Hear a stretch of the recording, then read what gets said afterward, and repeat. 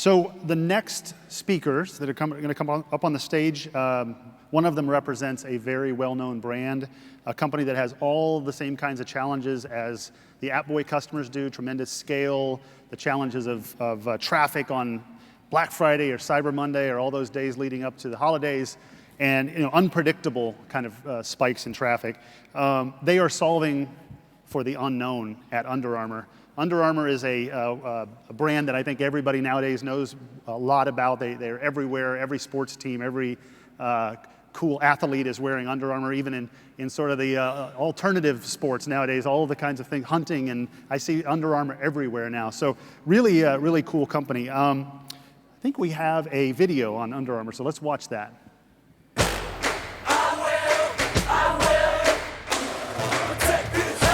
I've had the pleasure of working for Under Armour for the past 8 years.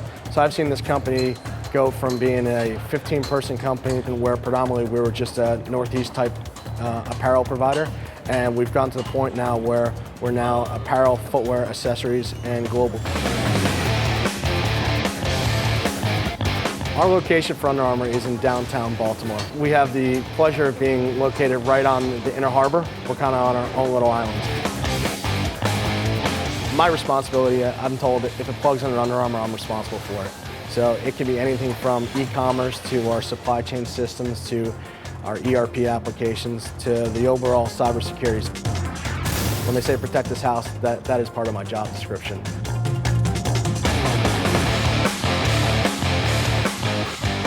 We need to scale infinitely. We need to be flexible, but we also need to be secure. So we need to make sure that we're doing anything we can, whether it's a brand campaign, whether it's a product launch, to be able to support it. Originally on our infrastructure, when the organization first started off, it was a server with a coffee cup on top. So at that point, we realized we need to pull it out from outside of our four walls and put it somewhere. And that's where we engage with Rackspace. So we've been with Rackspace for over 8 years now. And we started off early on with just 4 application servers and a database server where I was running our dev QA production.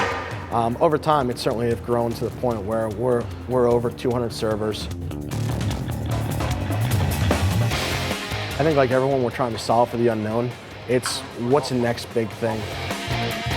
We're looking for other places where we can branch out and do new things, such as the MapMyFitness Acquisition, where we can bring 25 million users that are athletes that certainly will resonate to us. So bringing that into the fold, it's how do we make MapMyFitness run and let those guys be crazy smart, but also bring them into the Under Armour culture. And over time, it's going to be where the synergies and where the opportunities where we can bring MapMyFitness into our e-commerce space as well as our retail space. I think there's a lot of opportunities with first-person data. You can see the marketplace shifting that way in the wearable technology space. When you have all this information about a customer, you can have a conversation that's very relevant to them and very applicable.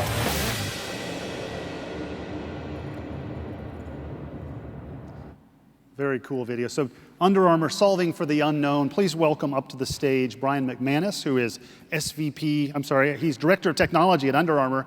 And this guy right here is Boogie Wittenberg. He is the SVP at Rackspace, who's going to talk and give you a chat with Under Armour. Thank you guys. Thank you, John. Good morning, everyone. How are you guys doing? I just got promoted. Just got promoted, fantastic. Maybe we'll get a raise with that.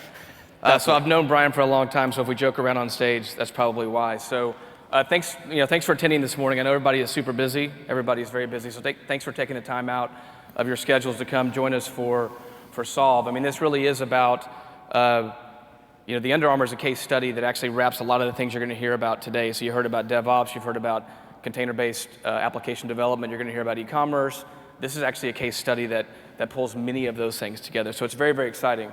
So you guys saw the video. Who actually thinks we need to go work out real quick after seeing that video? Anybody? Yeah, when I saw this, yeah, exactly. When I saw this the first time last week, I was like, man, I need to go out for a run. I need to go run a couple miles. Unfortunately, I was taking care of my kids. I couldn't do it, but it's on my to-do list. I'm going to go exercise one of these days after watching that. Great. So as Brian said in the video, we've worked together really for 8 years, and we've really grown up as companies, which is very exciting. They started small, and now they're over $2 billion in revenue. So with that, a couple quick audience questions. So who in the room is involved in a startup?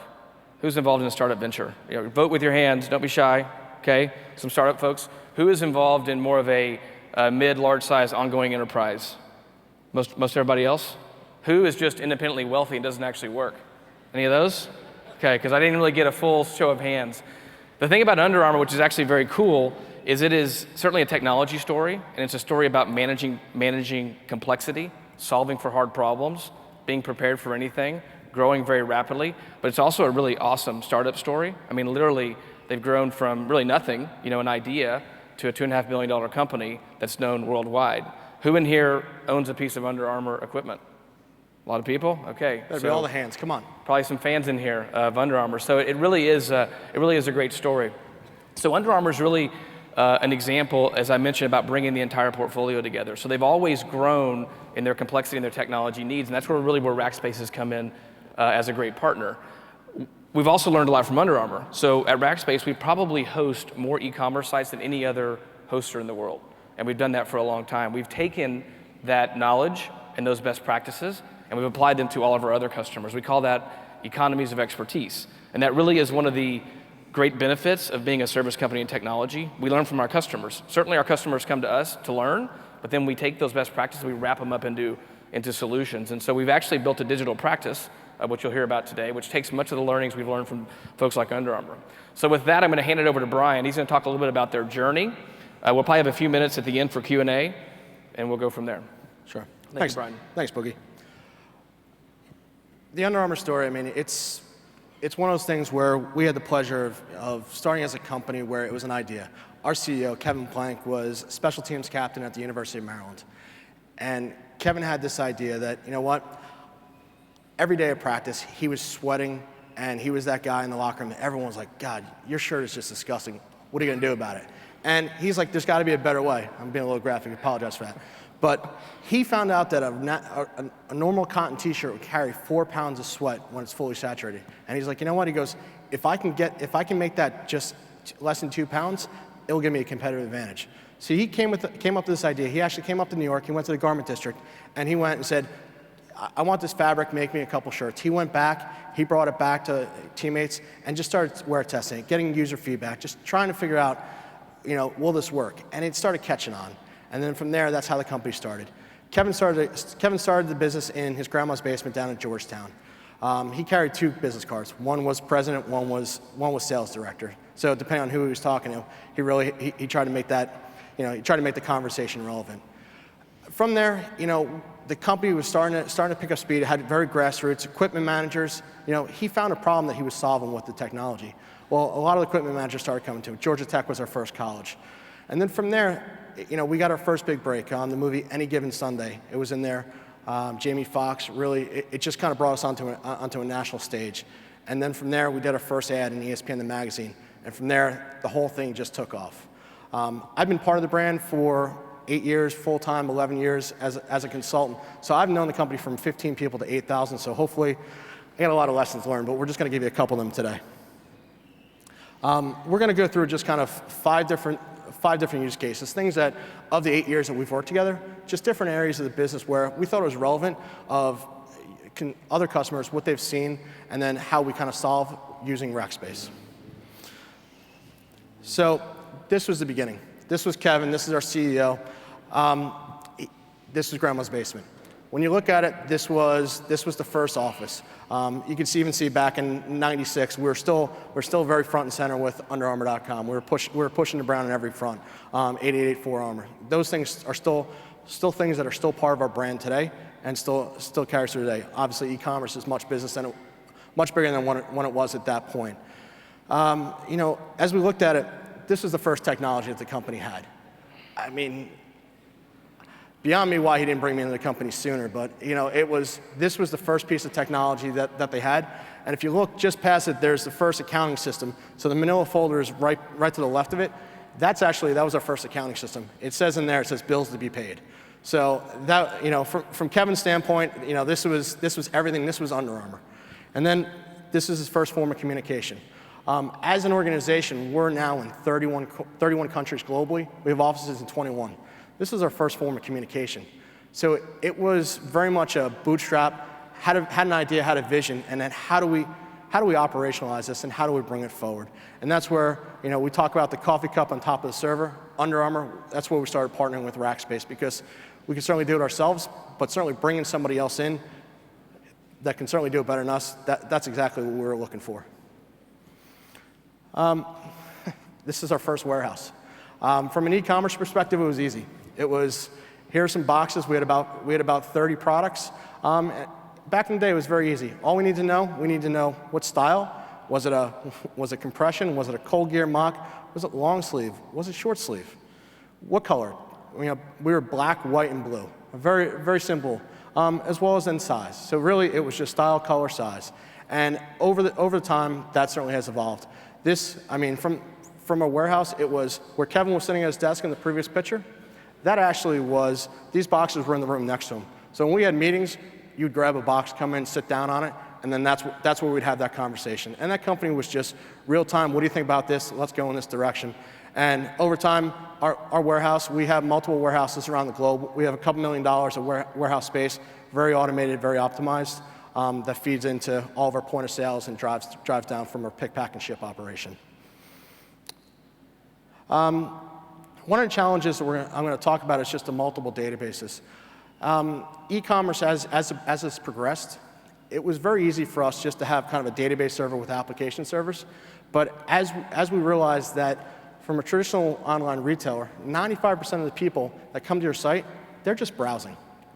And they were there just to find out information about who you are, what you do, and what your products. So when we sit there and we started evolving between multiple types of short sleeve t-shirts, how do you differentiate between a $45 shirt, a $35 shirt, and a $25 shirt, and do that online so you can kind of give that whole, I want to touch it, but I can't feel it, but how can you answer those questions for me?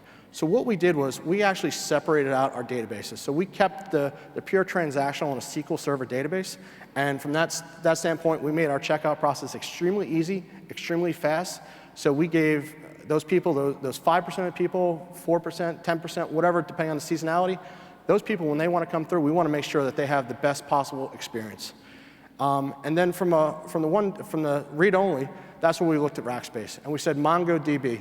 We want to go into that. We want to go in the columnar database. We want to bring all that product information, because as the story has evolved over time, it was very much a style, color, size, to now we want to know all the users, they want to know everything about who uses it, how they use it, does it work, who's returning it, is it good or is it bad, is it available other places? So there's so much more information that comes into it, and that's where the relationship with Object Rocket and MongoDB has been extremely beneficial for us.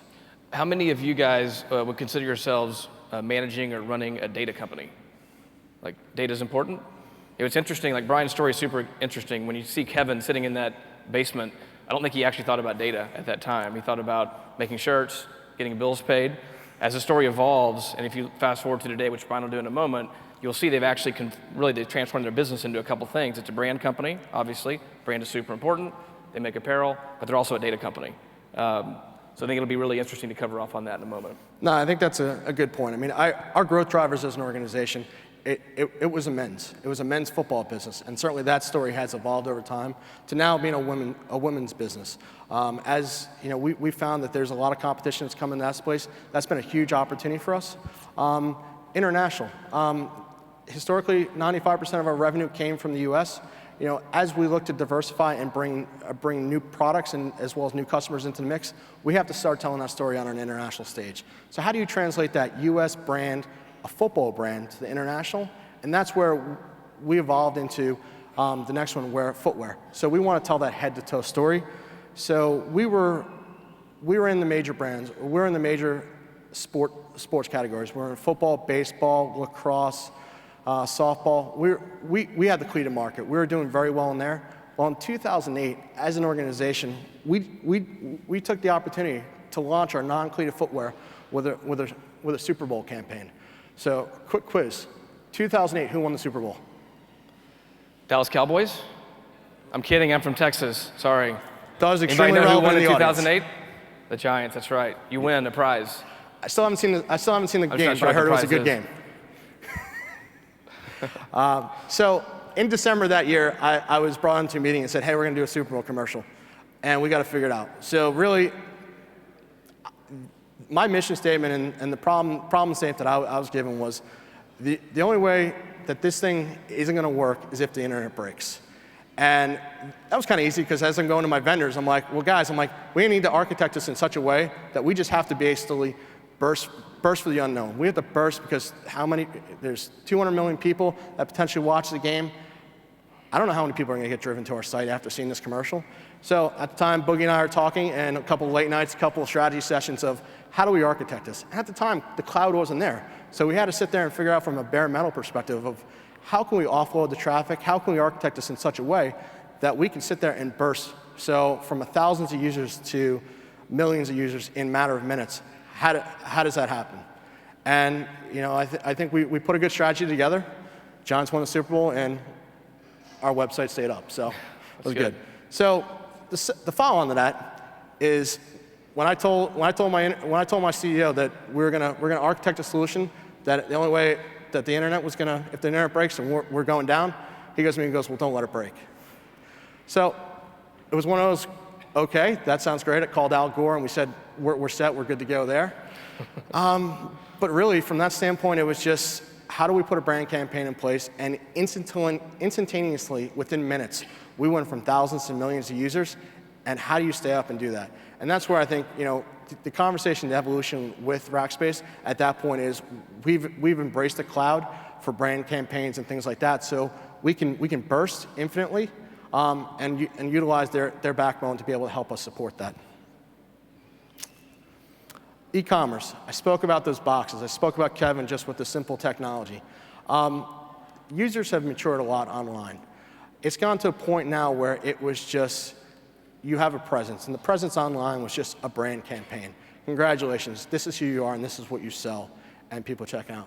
Well, we come to the place where you look at it now, our brand has evolved that way as well. We were traditionally a men's brand. So now, as you look at the top navigation, we're men's, we're women's, we're kids. We have 18 to 24 months, 2T, our baby armor. It's just, our product has certainly, we offer so many products out there. We went from 30 SKUs to 30,000 SKUs. So just being able to tell that story and to be able to make it easy for users to get in and get out, if they can't find the product within 3 clicks, your abandonment rate is twofold. So making sure we're making that story contextually, as well as making it easy for them to find what they want, it's been a challenge for us. One that we've worked through, making sure our top navigation is tight, our side navigation, so making sure within that. So in anything, if you're a man and you're looking for a shirt, you're immediately in that section within 2 clicks. And then at that point, you're looking at the product detail, as well as having rich search. Just being able to put in things like Dallas Cowboys. No, sorry, we don't have Dallas Cowboys, but do you want the New York Giants? So making things like that, so we're making it as opportunistic as possible. And that's where this is the current version of the website, and taking it to a standpoint of making it very easy, making it very engaging. And now the new challenge is how do we make it available on every screen? So with mobile, with tablets, PC, Mac, it's become very much a complex of when you used to just deploy it. It was easy. Our first generation of our website was Flash-based, so it was very linear. It can scale. It worked fine, but as it's evolved, it's become a point where now all of a sudden we're like, we have to be everything and anything to anyone at any time. So with an uptime, response time, making sure that we have the right infrastructure in place to support it. When we look at the product detail section of our site, I go back to those 3 points, but when you look at it now, we're now having a conversation on so many different fronts where someone's coming to it and saying, hey, I want that product, but what do others think about it? So we need to introduce ratings and reviews, a richer, deeper product description, as well as consumers want to say, well, that looks great on that guy, but I'm not 6'1", I don't hit the gym every day, I'm a casual user. So really, what size is that? And from a fit guide, is this a loose fit? Is it fitted? So that can help with the minimizing of returns. So we're engaging with the consumer on a lot of different fronts to ensure that that we're giving them the most relevant information for them to make an informed choice.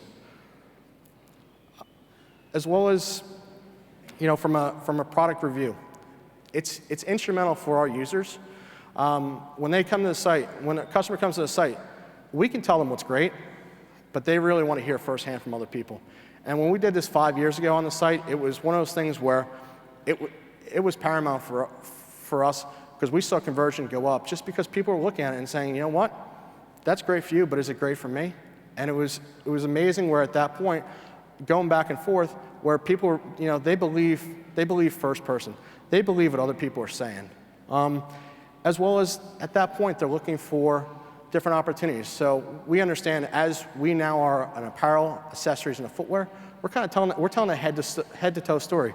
So as you go into the gym, you know, it's great that you're buying those shorts, but have you thought about bringing the shirt or the bag? So you're really kind of putting that outfit together. And that's resonated very well with our women's market. So it's being able to tell those contextual stories to the end consumer. And all this is, how do we bring all this information to people and bring it back to them very fast to make real-time decisions, whether it's just first-person data of, we know that you bought this in the past, we know more than likely we're gonna sell it, that you're gonna want to buy this, making sure that from an upsell and cross-sell, we're giving them the right information. Very good. So let's talk a little bit about the MapMyFitness acquisition. Have you guys heard of MapMyFitness?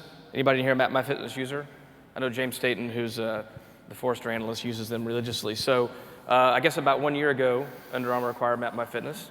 And MapMyFitness obviously is a born in the cloud, effectively big data company. I mean, they have a lot of first-person data like Brian was referring to. And tell us a little bit about how this integration's gone and what challenges that has brought, how you've thought about managing this part of your business as you convert yourself from just a brand making clothes into a data-oriented company. Sure. I mean, I think, you know, one of our biggest competitors, Nike. I mean, they had the Nike Plus, so they had their connected fitness, a closed environment. With the MapMyFitness acquisition, really kind of neat because it's an open platform. It goes right along with our mission statement. It's to make all athletes better. It's not just to make UA athletes better, but to make all athletes. So being able to tap into their 25, 30 million users and growing, month over month, more and more people are joining it, as well as 400 connected devices. So we're going to be relevant for everyone who's in that space. So from a standpoint of the big data standpoint, it's now we're collecting information about you as an athlete.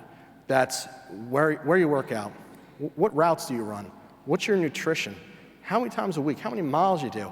And a lot of those things then could be brought into the fold of having that first-person data is extremely valuable because now, as we go back to the e-commerce, we have the ability to tell that story. So the analogy I like to say is, you know, you're up in New York.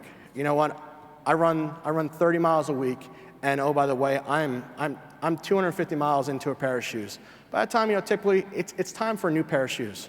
So you know what? You go out, you may find a community of people that are like you, that run like you, so you can join into them within a place where you're traveling to. You can see similar workouts. You can log your workouts. And oh, by the way, we can now give you the contextual sell where you're in New York, you're in Soho, so you're right by our store. So you know what? Why don't you come into our store? So now we're bridging that gap between the online, where you're doing when you're not trying to buy, but we're making that a relevant story for me from an e-commerce as well as from a retail. So we can now bring it into our brick and mortar. So we can start bringing in geo data, beacons, things like that. So now we can start, when we're in that proximity, we can start targeting you from a different aspect from a marketing standpoint. I think these shoes have about 310 miles on them, but they're still going strong. So tell us a little bit about like the technology that MapMyFitness leverages to manage this sort of massive set of data that grows exponentially. Yeah, I mean, I think the presentation before was very relevant from a DevOps perspective. They're pushing us in a way that, from an organization, you know, sometimes I think I'm still back in grandma's basement, where they're pushing us more in the forefront. They are the early adopters. Those are, they said, the scary smart guys that they're pushing the technology in places that we never contemplated. You know, I think from a technology standpoint, they were a Rackspace company. So it was great from a synergies because now we can very much cross-pollinate those two together. Still trying to figure that out, but there's certainly an opportunity to do that. They are a MongoDB. They're, you know, definitely NoSQL. They're bursting into the cloud. How can they do that for capacity? I mean, they know, much like from a retail perspective, we pretty much know that Black Friday, Cyber Monday are going to be our heavy traffic days. You know, they're like January 1st, when everyone's New Year's resolution. So it's different times and different peaks, but it's the same kind of challenge. I think being able to keep the bare metal for the core, but also burst into the cloud is extremely valuable. Can you talk anything about the social sort of element of MapMyFitness? I mean, it seems like a powerful thing. I know I have a few friends on MapMyFitness, and I see when they work out? I mean, how big of a part of the platform is that? Yeah, I suggest everyone to join and start tracking Boogie, because you can do the live tracking, so you can actually see where he's running and when he's just standing around. But I mean, Yeah. but no, it's Just usually just standing yeah. around. I mean, there's a social component of it. I mean, it's you're tying into all your social sites as well as you have your community, so you can join your friends and you can see. And we actually did it. We did an internal pilot where it was we had our executive team, and what they were doing was they're part of a group. And it became kind of that, when you go to a gym, you can work out by yourself, but when you're working out with someone else, you work out a little bit harder. So when you can bring that group of that they did kind of a leaderboard, and then every day they were all posting what they were doing, and they're all trying to one-up each other, and they didn't want to be bottom on it. So it's that kind of thing of bringing in, it's the crowdsourcing. So you're bringing in different people, that information, and really being able to, we all have a type A personality where we don't want to be the slowest one. So getting out there, working out, and bringing them all together, I think that's a cool aspect of it. And I think it's been one of those things where MapMyFitness, how do we bring them into the culture, but not disrupt what they've done? And I think that's where I think we've kind of let them go and be very much an open platform to make all athletes better, but also tied in when appropriate back into Under Armour. So it's been kind of it's an interesting dynamic to bring those two together. Yeah, excellent. I mean, I love the open story. It's very consistent with what Rackspace seeks as a company around our investment in OpenStack and just leveraging open platforms. How do you guys think about security? And that's a lot of data about a customer that could get a little creepy. If you're telling me, I just know you ran in Central Park, you need some new shoes, and you didn't run very fast. That doesn't feel very good. How do you guys think about personal data? And I mean, seriously, how do you think about data and security? Because the internet is a very dangerous place, and there's a lot of bad guys out there. How do you guys think about that? I think you're just tracking me, so that is very, very stalkerish on your part. It's definitely, I mean, we're a publicly traded organization, so from the basics of PII, PCI, we have to be very relevant and very, very protective in that space. This brings us into a whole new dynamic because it's the whole HIPAA.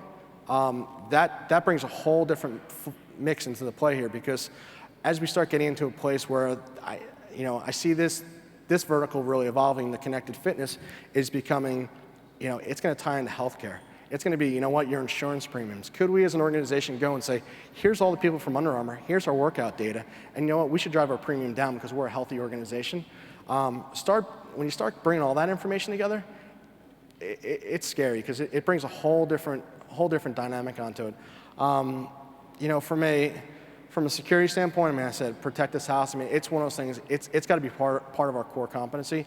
Everything we do, we have to be able to be innovative and be progressive, but we have to make sure we're doing the core. So I think when the DevOps, from the automation, from the orchestration, things like that, making sure that we're not leaving the back door open in any deployment, that's monumental for us.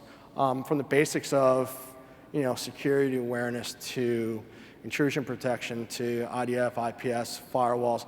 I mean, we're doing all those things, but I think the biggest thing we have on our side is that we're educating our teammates, our customers on, we're making sure we're doing all the right things to make sure we're protecting our data and letting them know where their data is. So it sounds like more and more and more complexity. I mean, as you go along, as you've grown from a small company to a large company, protecting a brand, building another brand, capturing massive amounts of data, more and more complexity. Absolutely. I mean, I think, we haven't even driven into the point of where MapMyFitness, they'll have their data warehouse. So when we talk about big data, they have that information. E-commerce has theirs, retail has theirs, international, wholesale. So also we have these large data sets. How can we create that data lake and bring all that information together? That's how do we bring that single view of the customer and bring all that information together so we can have that conversation with you. And we're not saying, can you give me your information again, because I know you're an Under Armour customer, but you shopped online, you haven't come to our store. Being able to bring that information into all aspects of all touch points with the consumer. Very good, thank you. Cool. More complexity, new markets. That's you, isn't it? I don't think so. I am from Texas, but I'm not sure that's a picture of me. I would like to get a free set of the gear, though. Can I arrange that? Sure, you and your kids, no problem. Yeah, new markets. I mean, I think when we started off, John said the unknown. I think as an organization, every day I go in, I know there's going to be something new we're doing as an organization. I started with the company, it was less than 300 million, we're 2 billion plus. So the only constant I know is that things are gonna change. We say we're a new organization every 6 months. So how do you plan for that? How do you predict it? I certainly can't. And I think that's where I think we're at a point where we're embracing the cloud, because it allows us to be able to scale, to be able to support those places where we may not have infrastructure. But it gives us an opportunity to provide a good user experience to our teammates, and as well as for our customers. I mean, it's MapMyFitness, UnderArmour.com, traditionally US based. We're getting pulled into different marketplaces as we're going on a global scale. So how can we have multiple data centers globally? And with Rackspace, I mean, I think it's great where we can have that conversation, and as we're looking to go into Asia Pacific, as we're going into EMEA, I call you up and just say, hey, we're thinking about this. And whether it's the object rocket, whether it's the cloud, whether it's security, PCI, or international, you guys are always kind of relevant in that conversation. So it's been good for us, because we need to make t-shirts, we need to provide great service to our customers, and we need to tell a great story. We need that strong partner that can be able to be there with us. What I've learned over time, we say big bets and big partners. Slightly change it, I mean, it's the right partner, because sometimes, I mean, as we start in grandma's basement, we've gotten larger. Those big bets and big partners, it's great, but if you don't spend enough, you're not as relevant. So I think we make sure it's big bets, but with the right partner. And I think where we've had bumps and bruises along the way, but I think it's one of those things where our success is your success, and I think that's one of those places where, as the two organizations come together, there's commonalities within the culture, and I think that's an opportunity where hardware, whether it's a hardware vendor or software vendor, making sure they get what we're trying to do, and that they follow our operating principles of being fast, being flexible, being scalable. Plan for the unknown. Super Bowl commercial. Every day is a Super Bowl commercial for me. It's whether it's going to be a brand campaign where we're going to go out and we're going to do the women's campaign, I will what I want, and then just making sure that we can support that from a back end, whether it's taking orders to customers' workouts to the next Super Bowl campaign, whatever it is, we have to be ready, and we have to be able to not be so far down that we can't turn very, very quickly. Because I think I gave you 45 days notice on the Super Bowl campaign. Thank you. Yeah, no problem. But for the most part, we don't get that a lot of the time. Things are going to change. I mean, I think technology, I mean, when you looked at it, it would be, you'd have a couple years. Moore's Law, 18 months. Things are constantly evolving, constantly changing. And I think it's just making sure that when you're making decisions, know that you're beginning with the end in mind. You know where you're trying to go, and putting the foundation in place to grow towards that. And then why do it yourself when you do it better? I mean, I think we all have limited budget, limited people that can do it. If you can find the right people that you can partner, you can scale on the technology, but you can also scale on the people side of it. So being able to leverage, whether it's a system engineer, the account management team that have that vested interest, that can bring your ecosystem of your Under Armour IT and bring it out into that partner network, it makes it so much better for us. I love that our system engineer, he takes our account more personally than we do.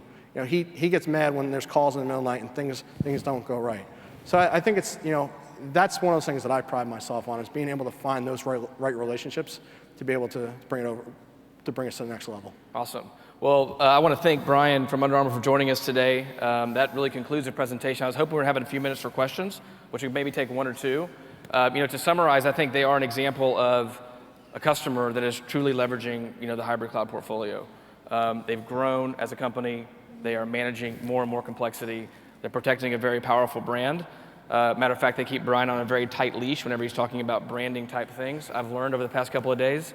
But it's very important to them, and now they're becoming a data company. And every company's becoming a data company. I mean, Walmart is a data company. They have more information on, more than half of the US population than any other company. I mean, it is about data, and it is about managing that effectively and then presenting it to make your business run better. So thank you, Brian, for that. Does anybody have any questions? We have maybe 2 minutes for questions.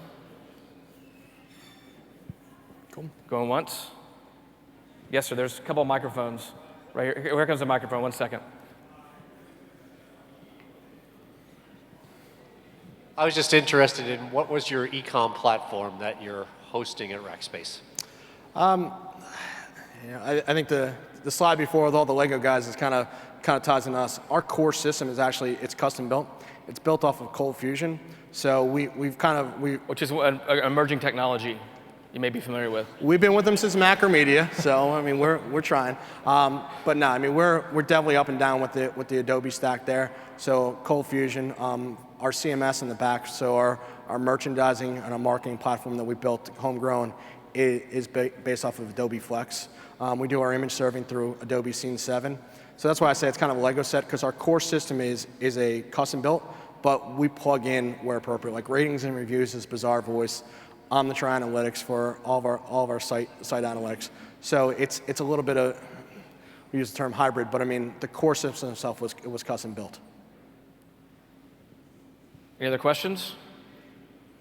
Fantastic. Thanks for your time. I'll now turn it back over to John Ingates. Sounds good. Thank you.